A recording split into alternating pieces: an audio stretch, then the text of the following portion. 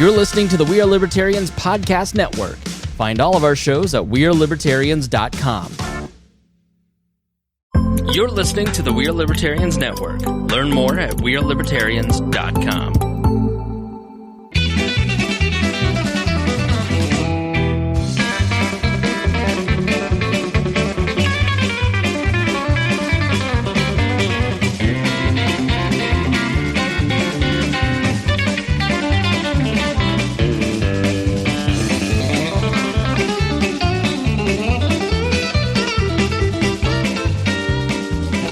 Welcome to the Boss Hog of Liberty podcast. This is episode number 335. We sent you his favorite podcast, Jeremiah Morrell, joined by executive video producer, audio engineer, Zach Burcham, returning guest. I don't know if he wants to be considered a co-host, but Devon Guffey is back in the building for the first time since 2022.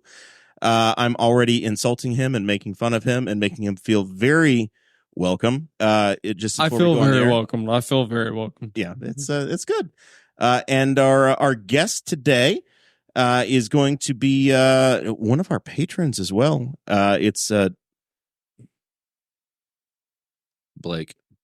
I was trying to decide how we wanted to do this because we listed in the Patreon that it's just Sports Corner and Varsity or Outfitters, but it's Blake Reece. Yeah, is the official name. That's not your stage name. This is your real Christian name. Yep, it's on my license and everything. All right. Yep. We don't need to see it. We're good. We believe you. Okay. All right. The guy at the door asked for it. I don't know who was at the door. Let's see. We are going to talk about Blake and his new business, Sports Corner Varsity Outfitters here in Newcastle. It's a miracle we're on the air today because there was a massive network outage that I want to compare notes and see how everybody survived the 6-hour blackout today. Knightstown was the center of the political world in Indiana this weekend. And I'm sure Zach, were you at the city meeting yesterday? Yes. Tuesday. Excellent. Yep. Excellent, because you're going to be a correspondent on the back end of this show. Yeah, so it was so busy, I was standing on the staircase at the beginning of the meeting. You don't have a reserved seat with a placard that says this belongs to Zachary Burcham? Me and landlord Mike Broyles are both staying out in the hallway, and he's as regular as I am. We got a seat eventually, but yeah. Seems quite unfair. And then we have a little thing we're going to talk about my upcoming weekend activities. This show is about our lives in rural Indiana. We're here to push your boundaries and make you think as individuals. Sometimes we'll provoke you, other times we'll make you laugh, but hopefully you'll always learn something new. Zach, what did we talk about in Patreon? Talked about the weather. You talked about some of our plans this weekend, some of which will come up today. You know what? That's hard to remember. We went on a rambling run through Patreon, which is always a fun time. Yeah. So it was a good chat. And we've learned about some of the stuff that's happened with all of us since Devon was last on the show. So if you are $50 or more a month, what happens? You get called out every episode. And if you've got a business or a side hustle or whatever you've got going on, we'll mention it. And everybody, kind of like everybody does. Christy Avery, our Norwich dealer, and she's kind of like the wall house mom. She takes care of kind of the whole wall network, and keeps an eye on everybody. Then we've got Jonathan Phillips, who is in Hawaii and not dealing with the weather that we dealt with this week. And no, I'm not. I'm mixing people up, aren't I? Yeah, that's Craig. I'm good. John Phillips I think John would like to be in Hawaii. He'd like to be in Hawaii. He's running for county council at large, though. Andy Moore Buick GMC selling vehicles. He finally, if anyone wants to know, they finally got Jeremiah's truck in that he ordered like a year and a half ago. And if you get on the website, if they haven't corrected it yet, it was only listed for $4 million on the website. I said, John, is that price negotiable? He said, negotiable. He said, yeah, there's a couple $100,000 we can take off. We can probably get it down to 3.9. And we got Anthony Meyer, who's running just product all over the country with this. I forget the name of his company. Something horse. A different breed trucking. And then we have Blake here, who's representing his business, the newest Patreon member at the $50 tier with Sports Corner and Varsity Outfitters. Very good. We thank them. They and all the Patreon people help keep the lights on in this nice studio. That's right. And we keep the temperature moderated in yes, here. it's nice in here. Yeah, I appreciate that. It's not too bad. It's great. It's a little chilly. But I wore a sweatshirt, so it's fine. It's awesome. Yeah. I want to know Brian. who curated the decor, because that over there is epic. I don't know if the camera can see it, but that's just Oh, you mean dipping our into my cardboard childhood. cutouts? Yeah. So Oh this my God, is it's this entire studio is Donations. collections of things that have just shown up by guests bestowing us randomness. It's like that. Okay. So almost everything. We had, I think Christy Avery gave us one stand up of the NASCAR drivers, and then Jason Hatfield dropped 2 more in after his appearance. I had to go pick them up. I'd fit 2 of those in the back of my Mazda. Behind Zach, there's a Miller Racing car. I believe is it Brian Herta? I don't even remember who it is now. It's a Ray Hall. We talked about this at the time, but it's a Ray Hall Hogan Miller Genuine Draft car. There's a deer's head and a deer's butt up in the studio in here. There's a little of everything. Yeah. There's some Game of Thrones that Dakota did. And my personal favorite is the Bobby Knight poster in a Purdue sweater. Yeah. So yeah, we have an eclectic mix of stuff. But yeah, a lot of the stuff that he's seeing. I know Bob Knight's on the way to the bathroom. People that don't know, I'm married to Blake's cousin, and so I've known Blake since Blake was a child. And yeah, the NASCAR stuff would definitely, his grandpa was a diehard NASCAR fan, so he would love that. Yeah, so basically, I need to bring some fishing stuff in here. That's right. We'll put your tackle box up on the wall. Sounds good to me. If it's racing related, it's generally coming from my side, and if it's absolute nerdism, that'd be Dakota. The role playing games and the medieval crap that's Dakota's wing of the lore. And Zach hasn't decorated at all, I don't think. That sounds like Zach.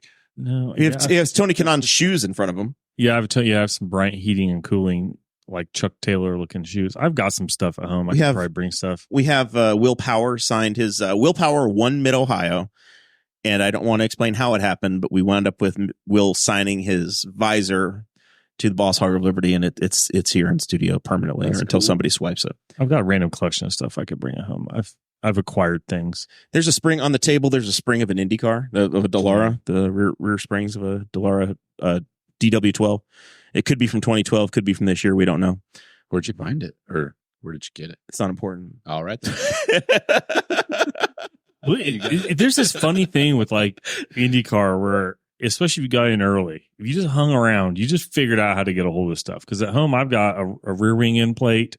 I have a front wing. I have an entire underbody, like the wooden underbody of an Indy car in my. Yeah. I don't know what to do with it, so it's in front of the fireplace. But I have it. Yeah, I have a rear wheel and a front wing element, and I have a couple springs. I have some smaller ones. They're great pin holders at work. Oh yeah, and they're Eibach, nice and everything. So yeah, I've got some random stuff. I grew up just down the street, right on South 11th. We lived there. I don't know, 20 something years, and my mom and dad just moved out into the country in 2020, and my dad said the thing he was looking forward to the least of moving was all of the sprint car tires that were in the attic of the garage, because my grandpa would take me to races, and after the race those guys just come home with a tire, and they were like, "Hey kid, do you want this tire?" And I was like, "Oh my god, yeah." Like, will the driver sign it? And I've got so many signed by Tracy and Ted that they're just up there in the rafters, and I think he just signed by Tracy Hines. Yeah. Blake's grandpa is an OG Tracy Hines sponsor. The original. The first one. What was the company? Reese Electric. There we go. Yeah. His grandpa was one of those legendary people that he had a key to almost everything. Like literally just like you go to Baker Park, he had a key to all the shelter houses and everything, because he'd done electric for kind of everybody. Yeah. And he was this kind of epic human being. He rolled around in old Chrysler Fifth Avenues, and he had like a newer work truck, but he didn't like to drive it. He drove this old one that was yellow and rusted, and they call it the Bruised Banana. He'd roll around, but he was kind of like everybody knew Jack Reese. The Bruised Banana was so accurate too. Yeah. Like it's exactly great looking truck.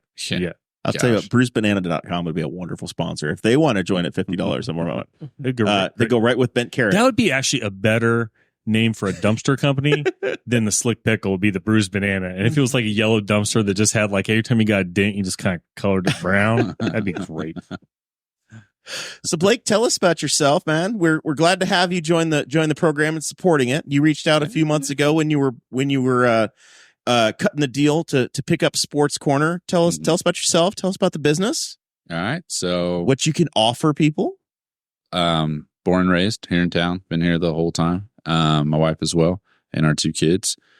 We're local people. We used to live out kind of close to Moreland, out in the country for a while. And we kind of told ourselves once we have kids and they get to the right age, we want to move back to the city so we can get involved and stuff. You want them wearing green and white. Uh-huh. You don't want them being Vikings. Yeah, that'd be trouble. Hey, now we want them to be Vikings. Yeah, I have to remain neutral on that, as Zach knows. Half of my family was from Blue River. Me too. So yeah, I dropped out after the 6th grade. I did half of 5th grade and 6th grade as a Viking, and that was the end of my time. You were like, I can't take it anymore. Listen, I couldn't take the pressure of going to the big school. I was in the elementary, and the thought of changing classes, that was way beyond my pay grade as a 7th grader. So Yeah, I get that. we So did where did something you else. go? Homeschooled. Essentially, I'm a dropout. Okay. Yeah, Got it. Got it. pretty well just a Blue River dropout, Yeah.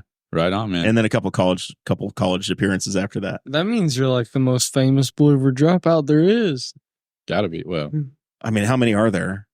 Probably about Half. 4 million or 5 maybe. Depends if you count appearances on the record in the paper. yeah. This is bash. This is okay. Blue River. Listen, this is because y'all are raising taxes. I just read about it in the paper today. You want your property taxes increased. This is you raise taxes, you get bashed, and this is just a bunch of Blue River alums that don't pay taxes there that are see what's coming to Prairie Township. Just FYI, Sports Corner and Varsity Outfitters has no quarrels with Blue River Valley School They'll sell you all the Viking gear you want. We Viking support Raiders. everything you're doing. So, all right, we interrupted you in your explanation. You're good. We moved back to town. I told my wife I want to get involved with stuff, so immediately started coaching soccer. That's my biggest passion. Despite playing basketball and baseball mostly whenever I was growing up, my wife played soccer and she flipped me, So soccer is it's the sport to me. Blue River's too small to have soccer, so. Yeah. Yeah. It's okay, It only takes 11, But Hey, you is start what a it soccer team. Start a soccer team. I'm kind of busy, but Man. but Devon's got time. Yeah. I've got all the time in the world at this point. I can send you some practice plans. We'll get this thing going. All right. Yeah. All right. But yeah, so we just started getting involved with stuff, a lot of different stuff every year. And last year, Kyle asked me if I wanted to do this, and we talked it over and said, let's do it.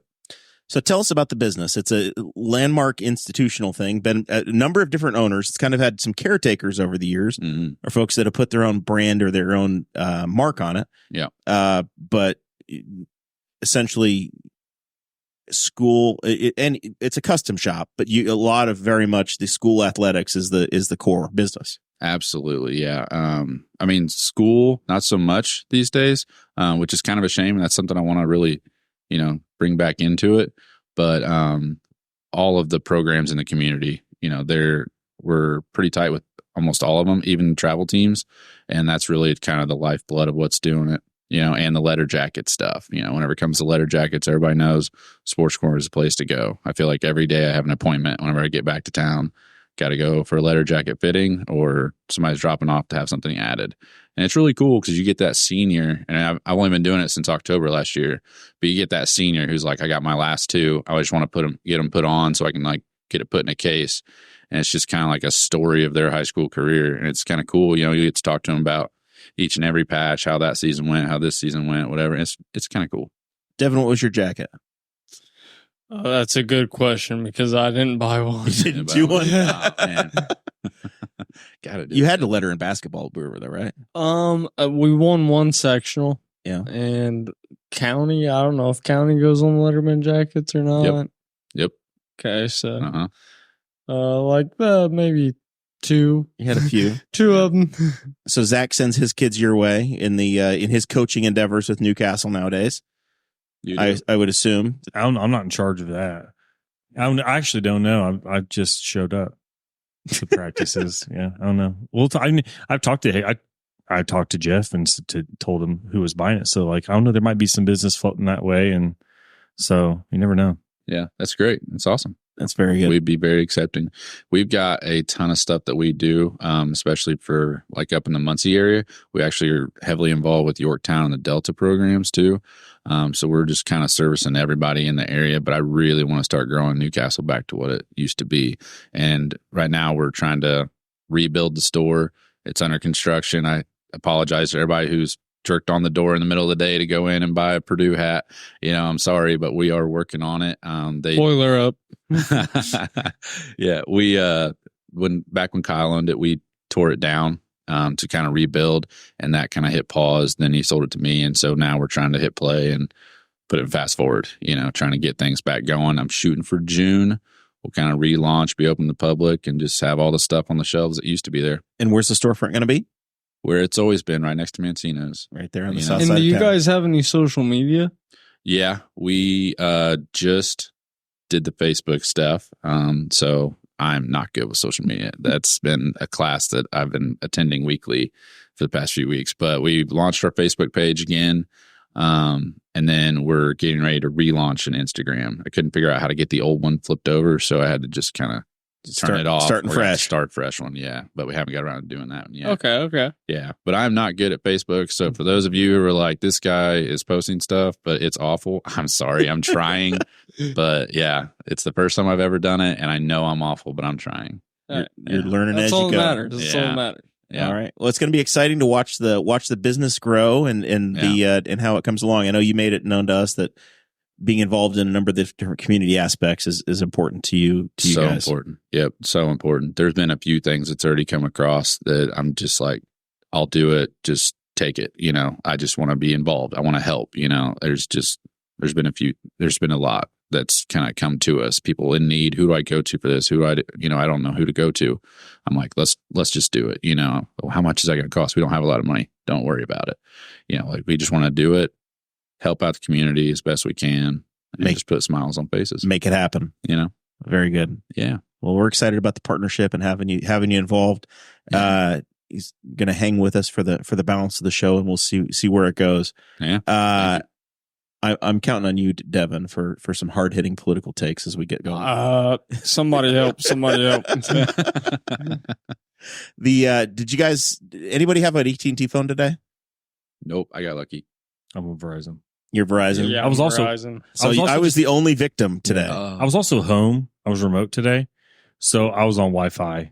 I had no issues. It was really, it's hilarious. It's kind of the greatest first world problem ever to just watch data go down for a while, because you're like, y'all survive. Mhm. Like, we're all going to live. This is the way that, we're all old enough. This is the way we grew up. Yeah. It was just with this, but it was fun. It was interesting to read about. Yeah. So I woke up at some point in the night, local Facebook page, phones are down. Like, oh, that sucks. That'll be a problem in the morning. Go back to sleep. Wake up, realize that my phone was like, yep, you don't have a phone connection. Like I have Cricket Wireless, which is an AT&T product for my personal phone. I'm like, well, that's dead. Great. And you open up Facebook and it says, there's an outage, and it was reported as, oh yeah, it's AT&T, some Verizon, some T-Mobile. I'm like, huh, that's weird. And then the story changes throughout the day of like, T-Mobile's like, it is not us. We are fine. If any of our customers are trying to call those deadbeat AT&T customers, then maybe they have a problem, but our stuff's not broken. All right. So I carry I have all three devices. Like my day job has an AT&T, it has a Verizon phone. Okay. And then my personal phone is on Cricket.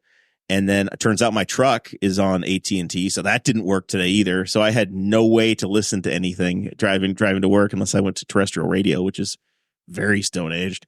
But I remembered I have this little T-Mobile tablet that Chris Galt had sold me that's $10 a month that I mostly use just camping to level the camper, but it has like a 10 meg hotspot on T-Mobile. T-Mobile does not work at my house. On the south side of Newcastle, it is useless. It does not work in my house. It will not connect to their data.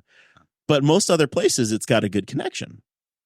So I hotspotted her from that thing at work, and I was able to get my other phone working. So I was functional today Right on. as I was trying to answer emails. It just took you having attention. 3 different devices. But I had three different devices on every different phone, and I have network every imaginable. network that exists to be able to have full a triple prong approach to be able to do something.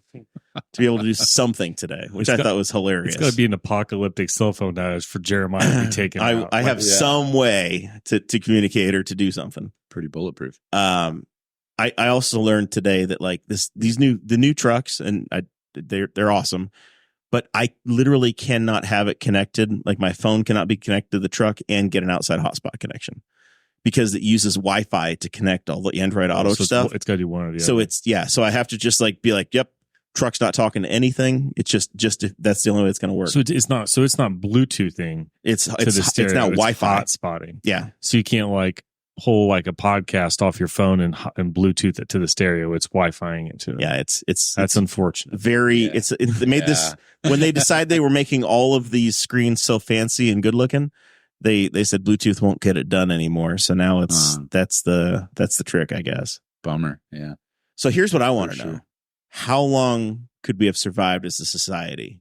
Because there were all of these like, oh, it's the Russians, oh, it's an EMP. I said EMP, which I was being a smart ass. Said something about having but Russian a lot of EMP literalists were coming at me going, it's not that, it would be different. I'm like, okay, comedy. Take a joke. It's fine.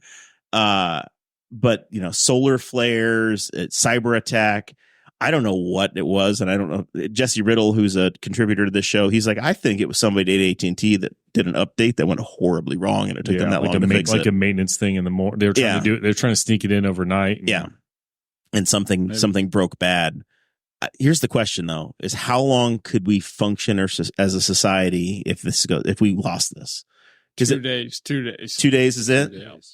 Because there's got to be some things that really legitimately were not functioning. I was going to say there's some people that would probably do okay. That I think people for the most part would do okay. What would very quickly happen is you'd find out all of the things that we have built on wireless data connections, and all of a sudden those aren't working, and it would probably be things you didn't even think about. I bet law enforcement would be in a real rough spot real fast because they're all running laptops in their cars, and I'm assuming they're running cellular signals to look up plates and stuff. Yeah. And so I think that, it would be weird. It'd be interesting to see what would start to really mapping break down first. Nobody knows where to go because all of a sudden their cell phone can't connect and they don't have maps downloaded and they're just lost. And their grandpa pulls an atlas out from 1985 out of the door pocket of his car and is like, look at this. And how many people just can't find a way to get across town? Yeah. I mean, I might have passed this on my way here on accident, but we don't talk about it. It would be interesting. I bet like you'd see some restaurants that really struggle because it'd be interesting to see if it had to be like not just cellular, but if there was like a full on data, like the internet went down, like straight up the internet went down. Yeah. That'd be everything that'd be really where it would go south. Think about like your package delivery services, right? Like Amazon delivering stuff to you. That's probably all being told to them. All of that stuff is coming in, on the line, so to speak. I know like in my world, in the construction world, material deliveries and delivery tickets, a lot of that stuff is GPS tracked and that data comes back. So somebody says, hey, your concrete truck will be there in 4 minutes. I can see it. All of a sudden that goes away. You don't know what the sequencing is. You don't know what's happening. There's so many functions of our society that have moved to this mobile data. Some millennial or Gen Zer who only does dinner via DoorDash would just be crippled. They just starve in their apartment, unable It'd to be gone in weeks. Just go get some cereal at Walmart. I mean, it'll be all right. There was a smart aleck that said, I guess the baby boomers that kept their house phones are all just fine. And I thought, well, yeah, they can call each other. I don't know what the rest of us are going to do. I wouldn't be shocked though to find out that landlines at some point travel over a cellular network. I bet they don't. And there's probably still some kind of connection wherever. But I wouldn't be shocked if there's some of that stuff that's still. Yeah, it'd be interesting to find out. Yeah. I wonder if it makes some stuff like this today makes them think about that. I wonder if GM got complaints that their truck wasn't like, I couldn't do this, I couldn't do that. I just lost all functionality. I had a lot of people in Facebook groups, buddies groups I have, that are like, yep, I was fine until my Spotify wouldn't work. I had none of my music. Like just random things. $4 a month to get your your XM satellite radio on their big promotion right now. This is how desperate they are. If you've had I get these emails for any radio that's been connected, $4 a month for a year, and they will give you a $25 Visa gift card to sign up. Right. They are begging Yeah. for customers. Man. It's essentially $2 a month for satellite radio. It's amazing it's still around. Yeah. Like the after streaming has become a thing. And now, and just the prevalence of like unlimited data.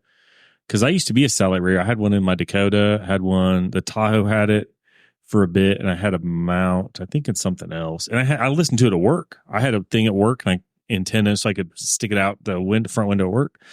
And then now it's just like, one, we stream podcasts, that became a thing. And two, you just like, I just pull up my phone and hook my Bluetooth headphones to it and Go straight to it. yeah. Satellite radio, Devon, was this thing where they launched a satellite called Rock. And That's a big word that I don't know what that means. There used to be two companies even. They merged. Used to be those little round antennas. You saw two antennas on it. Like, look at a mid 2000s Chevy, and there'd be two antennas, and one of them on the roof was the XM antenna. I bought my first one. It was a Delphi, which Mine was the Delphi. I had the stereo. Yeah, I had the boombox. The boombox, and then you could take the module out. You would take it and you could plug it in at work or at home, and then you could plug it into your car, snap it in and out, and you had just a little retrofitted antenna that set up magnetic antenna on the roof of your vehicle. What's Delphi mean? Delphi was you don't know? No. That was that was basically to General Motors Electronics. Yeah, General Company. Motors Electronics. So they had a thing, huge presence in Anderson. So they were the big. Yeah, when you drive down, if you drive down Anderson, you see this huge gaping hole in the road. Like there's nothing there. It's just like On Scatterfield. Yeah, on Scatterfield. You get so far, and all of a sudden you're like, "There's just nothing here." And that was where GM was on the left, and on the right, I believe, was a Delphi building. And yeah, that was because they will make stuff for other car companies. That turned into its own company. But the electronics side of GM, if you got like an electronics part, you needed like a computer module or something for a GM, it would be a Delphi part. Delphi was the sponsor of Scott Sharp and the Kelly Racing IndyCar program back in, I believe, was that a Delphi car when he had the pole in 2001? No, I don't remember that far back. Didn't make it through the first turn. You remember the pole sitter crashing on the first lap of the race? A couple times, yeah, that's happened. I remember happening before the race too. I think that was the Delphi car. Anyway, here come the cops. Could be Devon's dad. I was going to say, there's dad. Knightstown, Indiana, was the political center of Indiana on Saturday morning. Apparently, 150 standard rank and file. Those sirens are getting very close to the building. They just turned. Yeah, they just turned south on 11th. Fire trucks now too. If we're on fire, Zach, you're going to have to call it out because Devon can't see it or smell it. Hey, well, I mean, that'll be all right. We've got him on the outside corner of the building. He's not good for looking out. Knightstown was the center of Indiana's political world. If you're a patron, you got the show notes dropped into the Facebook group, and there's links. The Courier Times ran a multiple story deal. Our friend Daryl Radford was down there reporting. The Indianapolis Star sent some folks. I know Abdul Hakim Shabazz, the noted political journalist out of Indianapolis, was there. Organized by our friend Nate Lamar, they had essentially all of the precinct committeemen for the 6th congressional district were allowed to vote. They all heard from the candidates for governor. 5 of the 6 actually showed up. I think it was Knightstown High School. About 150 members of the public, and I don't know, maybe they said 10% of the delegates showed up that are precinct committeemen with the authority to vote. They heard from all of these folks, and Suzanne Crouch, the current lieutenant governor, was the big winner. Curtis Hill was second. They said that the turnout was hurt a little bit on account of that snow we talked about in Patreon, though. So yeah, I was dragging on Saturday morning. I had mentally said, I might get to that if I'm motivated. And then I got up Saturday morning and I was not motivated. The roads were worse on Saturday morning than they were to me. I ran Saturday morning and they had iced over because it got so cold. So you had to be present to be able to receive any votes. So the guy named Brad Chambers, he was not in attendance. He's one of the gazillionaires that's self-funding. He was not there, but I think he's been on your television. Suzanne Crouch got 19 votes. Curtis Hill got 16. He's the former attorney general. Senator Mike Braun got 8 votes. Eric Doden, who's I believe was endorsed by our sheriff John Sproles, he got 3 votes, and then there's a gal named Jamie Rednauer who picked up 1 vote. The interesting thing to me was that Daryl wrote in his article that basically everybody poo-pooed marijuana legalization. And I didn't want to make a big deal of the issue last week when Representative Criswell was on with us. But he was like, yeah, I kind of think new governor, probably going to happen, good chance of it. 2 days later, all of these folks come to Henry County and they're like, yeah, we're not voting. We're not in favor of that at all. The Doden was kind of in the favor of maybe medicinally. Maybe if you're have a medicinal reason, perhaps. And the way that the Courier-Times reported it was like, yeah, none of these guys really had a heart for it. Senator Braun, playing the politician, was like, well, I support law enforcement. So if law enforcement's okay with it, maybe, but law enforcement's always going to, this is the way political speak works, right? Yeah. One thing and you know more about this than I do too, is it's also primary season. So primary season, you got to run to the right. They're pandering to their party. And then once they win the primary, then a lot of times you'll hear their what they say kind of shift more to the center to try and lure some people from the other side over. So yeah, they're like right now, they are just like, how Republican conservative could I be? Like if you listen to the ads all sound the same. Like it's just bragging about certain things, especially for like the state reps race. So yeah, they might change a little bit after the primaries. Maybe. We are so backwards. We're surrounded. Senator Braun in the Indianapolis Star article that we linked basically says, hey, we are surrounded by legalized. Yeah, I mean, we are an island. It's everybody else has done it. So he was the most of the responses that I saw. If that's the only issue you're interested in, they all said there were 2 major issues that came out of it. One, how did we handle COVID? They all agreed that they didn't like how Eric Holcomb did it because they weren't governor at the time, so they can poo-poo the answer the way it was done. It is just absolutely back the dump truck time over Eric Holcomb now. Rainwater did it last election cycle. They saw how high he got, and now they're all going after him. But this marijuana legalization, they're all that was the other somewhat noteworthy story out of it. Yeah. So is this making your radar at all, guys? The governor's race yet? We're gonna have no. See, I was gonna say, sorry, it's early. I think it's irritating to ads. Like I don't listen. I live in a world where I don't see or hear a lot of ads. The only time I do is when I'm driving to and from work because I'm listening to terrestrial radio. And then when I get to work, I stream Bob and Tom through their app. And I even do it through a 24/7, so I don't have to hear any of the ads. I get to hear old school Bob and Tom. But oh my gosh, the ads. Like I said, they all sound the same.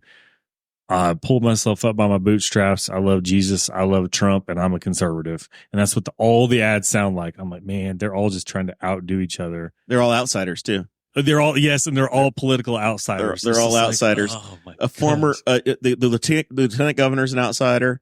Current U.S. senator's an outsider. The former U.S. outsider the former attorney general is an outsider. And the 2 people that have run economic development for Indiana in the last 2 versions are outsiders. None of them are insiders. What's funny is like you see you're an outsider. So is your office on the inside or the outside of the state house?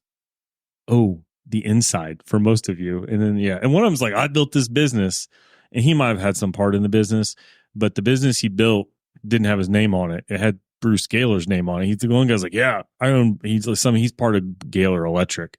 And I was like, I don't know. I think that there was a guy who like started that company because I met him once and his name was Bruce Gaylor and he started that company. I don't have any doubts that this guy's involved with it now, but they're just trying to outdo each other on all of the topics that matter to their party.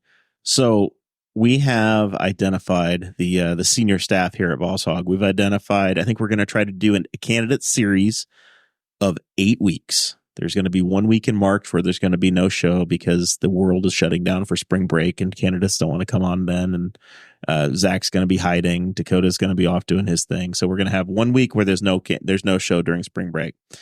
But essentially from the beginning of March until mercifully we get to the end of the election season, the primary election season, we're going to try to get as many of the local competitive races on as possible, get folks to come through here. We've had pretty good success at having folks come through. So we're going to have invitations to most of these offices. I'm not sure we're going to have enough room to bring the folks running for governor and Senate through here. Yeah. We're big lists. I think we have 2 competitive races for county commissioner. We've got like 6 people running for county council. We have the first competitive coroner's primary that we've had in the history of this show. So I can't wait. We're going to have them draw chalk outlines on the ground, I think, for us. Yeah. Competitive chalk drawing. That's what we need to do. I think that's what we're going to have to do. Or maybe we can practice faking a death and see if they can guess what we died of. They're going to hate us. Devin, we're going to put you in charge of that. Okay. run some scenarios. So yeah, it's going to be fun. We got a lot of familiar faces coming back through and some new folks too. So, going to be interesting.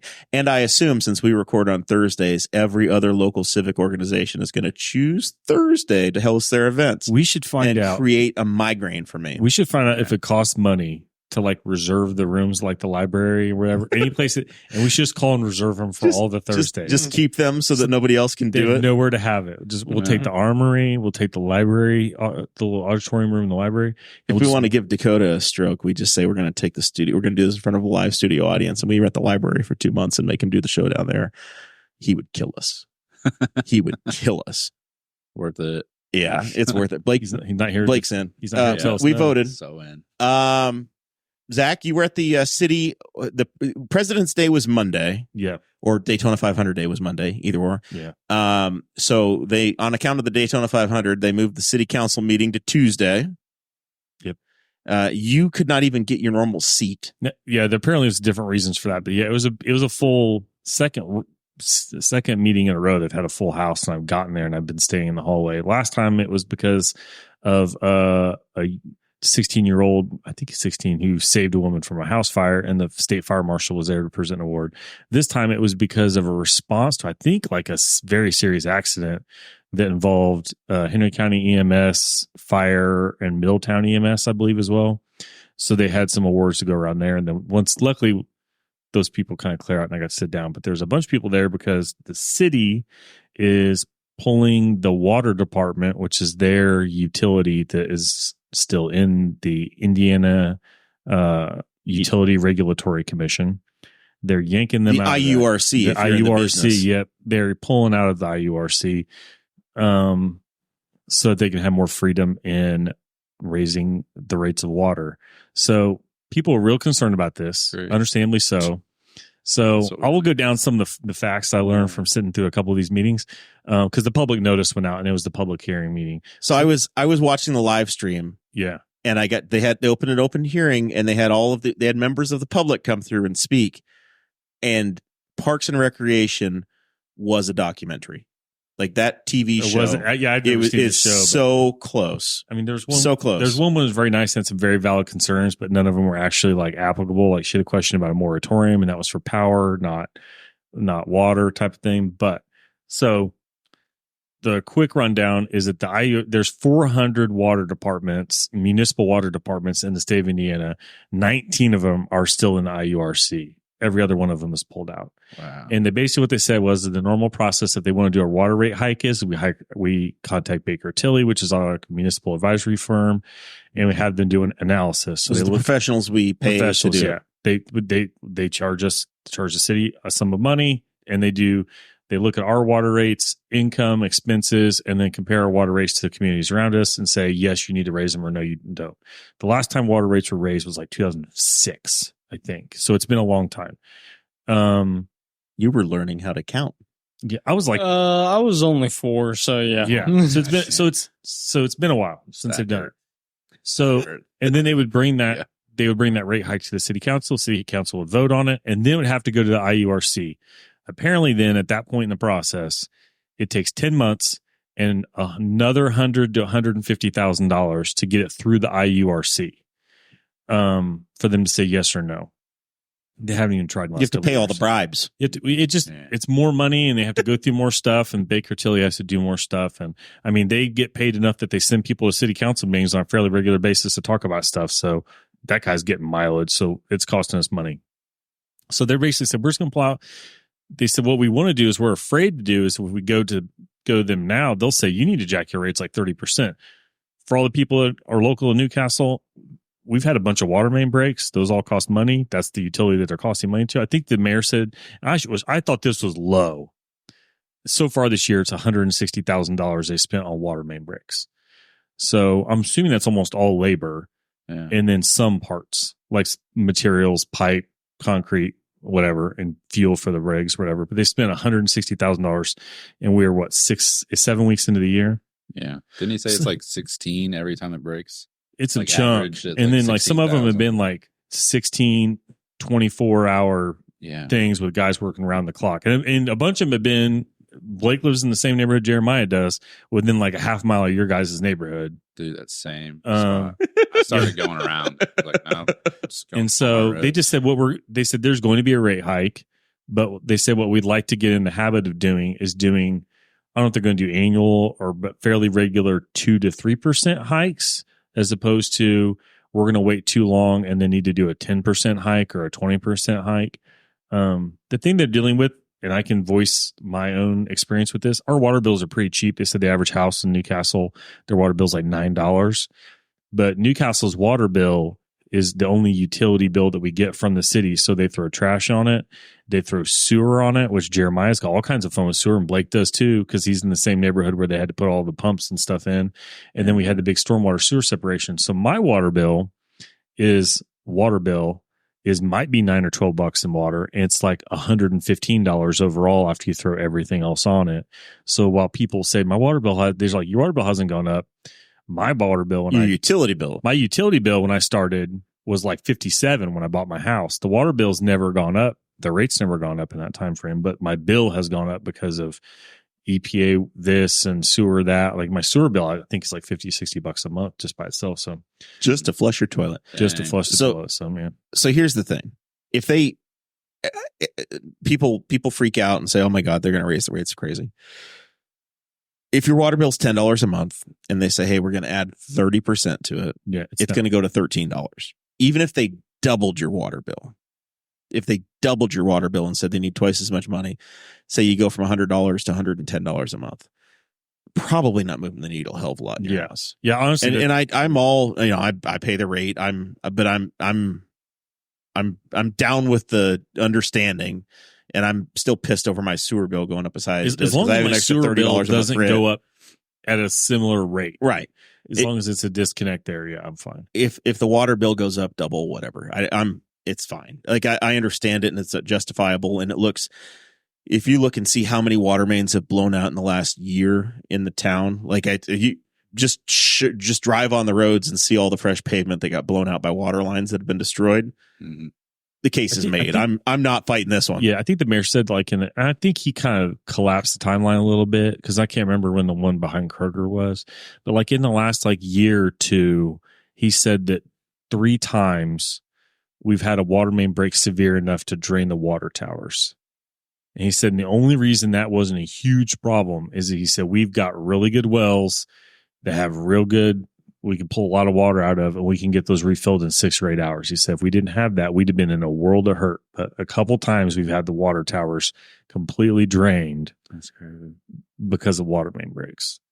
So yeah, I think most of the people had valid concerns, and I think that the mayor and it was a lot of Rex Peckinpah talking, who's the president of the city council, trying to explain that, hey, this is a small part of the bill. And they asked the guy, they said, the average bill is $9.08.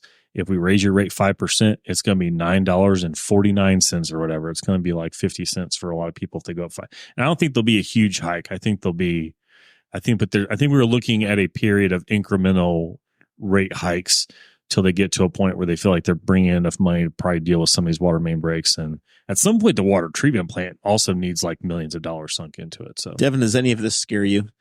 Do the water bill going up? Are you okay? You gonna get through it? I think so, because right now I don't have any bills, so I'm just hoping it stays that way. Except my phone bill. It's okay. You haven't had a water bill to pay yet, have you? Nope. One day, Devin. Thank the Lord. Thank the Lord I'm young. Yeah. Thank the Lord you're young. Enjoy it while you can.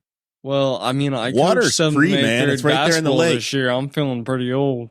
I was walking through the school not as a player, as a coach. Oh, yeah. That's I a had, transition. yeah. That's not a transition. Yeah. I walked through the high school today and I saw kids up on the senior wall that I'm like, oh, last time the person who cuts my hair didn't cut my hair, it's because she just had him. And then I remember when that girl was in my wife's preschool class. So, Yeah. Yeah, it's to me, I'm, income tax rate increases when we had a massive tax increase to pay for a jail. There were some things that I got upset about. This is in the user fee category for me. I'm not that freaked out over it. it's not that much of a bill. I think when people are thinking, oh, they're going to hike my water utility bill, which is $100, 5%, that's $5. That's like a bit more of a measured thing. Like you thinking just when is this going to end kind of thing. But if you drive around Newcastle, it doesn't take long to wait for, there was a stint through the winter where it feels like we have a water main break about every 4 or 5 days. And then a lot of times those splinter off into other breaks as they work on the original, like the last one we had that cut off water to your guys' end of town. I think there ended up being like 2 or 3 other secondary breaks the same time that they were working on that break. So yeah, you can see that the water department needs the money. It's a mess. Yeah. Yeah, it's the city labor force is down significantly compared to where it was 15, 20 years ago. That the lack of a rate increase is why your street department's gone from high 20s or 30 people down to less than 10 folks that are out there plowing your roads, putting the salt down, repairing the water main breaks after the fact. You just don't have the head count of folks that you did years ago. Yeah. So we'll see what happens. All right. I have an appearance coming up, guys, on Saturday. Very weird. I should have talked about it last week. I've been kind of trying to promote it on my Facebook page and on the tweeters. The podcasting and platforms networking event is going to be on Saturday morning in Indianapolis from 11 until about 1 o'clock. And you can jump on my Facebook page or go to Chris Spangel's page and RSVP for the event and there's some free tickets available. But it's basically going to be about a 45-minute networking session of folks that are interested in the podcasting world.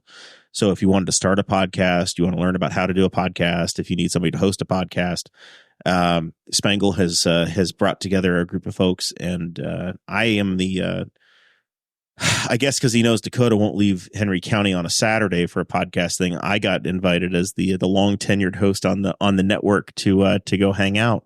So Saturday morning I'll be there. I was like, okay, cool, no big deal. It'll be like 9 people, as most of these things are, and then the RSVP list looks like there's going to be closer to like 70 or 80. And then yesterday, the Indianapolis Business Journal inquired about covering the event. So now, now we're about to be like official in the journal. Like this is not like the Indy Star. This is the Indianapolis Business Journal. Big time. You can't like go incognito mode and read this thing. You've got to have a subscription. This is people with starched shirts read this magazine. in their driven cars on their way to their corner office on the top floor of a building. Yes. Yeah. It's a little nervous. We'll see. Should be fun though. I don't know how to dress. I feel like I just want to wear a PFG or my Boss Hog my standard Boss Hog attire. But now I wonder if I need to go wear some shoes that need polished. I don't know. I don't know how to handle myself. No, like regular tire front, but didn't like totally go like gym shorts and tennis shoes because it's a podcast. You're at a table. So it's going to be a 45-minute meet and greet and then about a half an hour podcast as well. So we'll see. I'm sure Spangle's going to release it through 400 or 500 different network outlets. Blow it out. It'll be out there in every way possible. So, all right. Final thoughts, Zachary. What do we know? What we got going on? Something. I think what's the stuff I've seen all around online. For the eclipses coming up, I believe it's like I'm trying to think of what the county's page, like tourism page is, like might be like Basketball Lives Here or something like that. There's Hoops and Henry. hoopsandhenry.com/eclipse has all the events that are going on for that. Let's hope that we have a sunny weekend. The eclipse is on Monday. It's like a pseudo 3-day holiday. Yeah. At this point, honestly, Gov, you're on your way out. Shut the state down. Because I'm like, I'm gonna be fresh back. I'm trying to decide like if I should burn some time, just so I'm not driving home in it. I just don't really want to be driving home because somebody will stop in the middle of the interstate as if we're in like the movie Independence Day and be staring at the sky and I'll hit them or something. The last time we had an eclipse was like the year 800 that hit here. Yeah, the full total immersion, whatever. And anybody that's not in our immediate vicinity of the studio, like the Newcastle is about as good as it gets. Like I think we have like maybe a little bit over 4 minutes of. We're within like 2 seconds of the total highest of anybody in the So I'm needing to fish on Monday. So I'm going to catch Summit Lakes. On Summit Monday. Lake's going to be. I bet Summit Lake is going to be completely packed. They are going to stop letting people in the park for it. In fact, they're going to have like gated entry, and they're encouraging people to go out. Summit Lake's one of the hot spots, but at some point they're just going to be like, "Yep, you can't come out here anymore." They're going to fill the boat ramps, the parking lots. I wonder if they're just just letting like the members come in or something like that, or if they're just letting everybody. It's anybody that wants to pay the gate charge. It was a big deal, like in October because there's a 6-month window for booking campsites, as people were knocking down campsites for the eclipse. It was a big deal. It was like as big as Labor Day, 4th of July, and Memorial Day. Was booking sites for the eclipse. Indianapolis Motor Speedway is selling the campground spots, which is going to be nice for us because it means that they will have already gotten to and dealt with all of the mowing and gotten the speedway will have been through one cycle before we get out there to camp in May. Let's hope they haven't said that's good enough for May. Just let it slide. We're mowing once this year, guys. Yeah. Okay. Delta Airlines has got a special flight that's going to fly from Austin, Texas to Detroit during the eclipse. So you can jump on the flight and just be like super nerd up above the clouds and watch the sky go darkish. If you're on but the thing I thought about that, unless you're just they'll fly right through the totality. You don't want to have a middle or an aisle seat. You just want the window seats. I know, right. And on the correct side, because at any given time, one side of the plane or the other is going to be looking the wrong way. Yeah. Don't you think they just go right down the middle? The sun's above you the whole time. Yeah, but but see, the first thing they're going to tell you is to not look directly at it. And being human beings, we want to look directly at it. Absolutely. So I know if anybody posts about the eclipse on Facebook, you got to make sure you don't lose your one good eye in this. 8 to 10. I'm gonna be wearing my glasses. 8 to 10 companies or churches, wherever, I'll come up and they'll tell you that they're selling the glasses. And then I'm trying to decide. I'm probably going to throw like a GoPro out somewhere and do like a time lapse or something. But it's a high stakes. You only get one shot. Yeah, I'll set up on a tripod if I miss it. I could be making TikToks during this eclipse. Yeah, that's what a whole generation of kids are going to be doing. I think the schools are doing an e-learning day that day. Maybe, I don't know if I've heard for sure Newcastle is. I know some other schools are. That's the first day back. Don't look up. That's the first day back from. The schools don't want to be responsible because it starts, I think, 4 minutes after school dismisses. I think it's like 3:04 or 3:08. Your school dismissal line will be a disaster. It's a disaster now. It's like school dismissal and drop-off lines are more organized by staff, attempted organization, than an aircraft carrier. Yeah. I think Riley does pretty good. They all do pretty good, but it's way too much staff involvement for what should just be common sense adults being able to handle themselves in vehicles. I think that's usually the problem. Is you get that one, like, no offense to that person, but that one grandma where you look at her and you're just like, what are you doing? Like, we have a good system. Just go with the flow. And they're just like, no, I'm going to go right through the middle of everything and make everybody stop. And it was all working just fine. Other than that, yeah. What was it? Is it 6 weeks away? 5 weeks away? April 7th. Yeah, it's 6 weeks from Monday. Yeah, getting perilously close. Yeah. I mean, it smelled like spring this morning. I walked outside this morning and it smelled like a spring shower had hit. It did. We were getting I smelt it. I smelt it. Oh, and by the way, I will complain. Daylight savings time's coming up, and What's that? You did? No, I can't Okay, smell. I was like- I can't smell nothing. I was gonna say that's great. daylight savings time coming up though, and I hate it. And I realize it's coming because I get to work and there's they're starting to get some sliver of light, and right when I really get some good daylight, when I show up to work, they snatch it away from me again and give Zach, it to the you're looking at it wrong, man. You're getting that time back to go camping in the after. I'll get it That- eventually anyway. It's that daylight saving time is what opens up the Friday nights to be able to go out and you get somewhere before it's dark. Twice a year, the governor sucks an hour of light out of my soul. He just repositioned it. He took the loaf of bread from the front to the back. One slice I got know. moved. It hurts me though. That's all that happened. All right, Blake. One more time. How do folks come down, learn about the store, your operations, the things you can do? Facebook. He's great at Facebook. He's great at Facebook. Yeah, you can find us on Facebook. All of our contact info's on there. The store number, you can text that. You can email us, give us a call. One of those three options is probably the best way to get a hold of us. If you're in the chat, I posted a link to the Facebook page in the chat. Dude, thank you. That's very kind. I try. Appreciate that. All right. And Devon Guffey, you've got some services that you're getting ready to offer up, some personal training abilities. You're the gym rat of the group.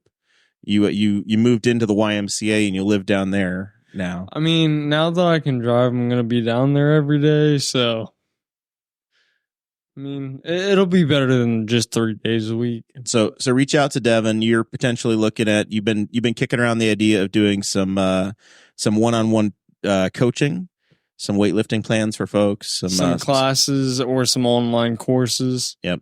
So a lot of different opportunities. Follow you. How do they look you up? Instagram? On Instagram, it's _ Devon Guffey. All right. Is there somebody else running around without the Instagram that's Devon Guffey that got you? Or is it cool to have the Instagram? I don't know how you decide this. I might have made an old Instagram that was Devon Guffey. I don't know. I made an old Instagram way back when, and it's got a bunch of little baby pictures of me. Don't look at that Instagram. You got to go to the _ Devon. Yes. _ Devon Guffey. Also, if you're local, get on the Courier Times. You can vote for the best of Henry County stuff. But for some reason, Travis Wyke, there's not a best podcast category. I think it's a pay to play. You got to. I don't know. I don't know for sure. And there's a million categories. I feel like you got to create the category. There's got to be a reason for the category to exist. We are East Central Indiana's favorite podcast. I don't need a newspaper to tell me that we're some the favorite. of these categories are in the weeds, though. There's there's some of those like best Italian restaurants and Primo, I love you. How many competitors do they have? So I was going to say, do we just have the one? Do we? Yeah, Just the one. just the one. Which is great. And there's best barbecue, which I guess you kind of debate that, but we kind of have a barbecue restaurant. We have grilled. So I'm like, you can give us best podcast. Yeah, but how do we choose? How am I supposed to choose the best fireman? Like there are multiple there's firemen. a best fireman. There's like three guys. You could go Emily Frank on best photographer. That's my aunt. See? I mean, Yeah. So some of those I don't disagree with on this stuff. And then if you really want to be a diehard winner, best veterinarian, Nathan Rich got nominated twice.